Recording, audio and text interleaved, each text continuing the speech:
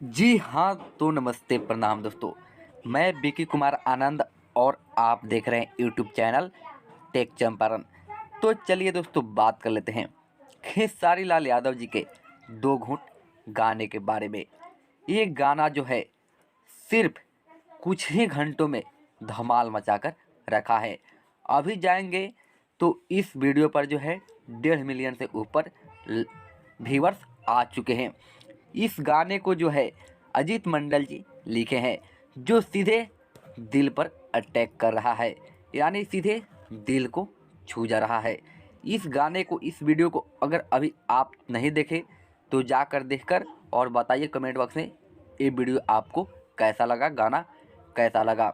और मेरे चैनल से जुड़े रहिए और आगे की जो भी अपडेट रहेगी खेसारी लाल यादव से जुड़ी, वो सभी अपडेट आप सभी को मैं देता रहता हूँ। इसलिए चैनल को सब्सक्राइब करके बेल आइकन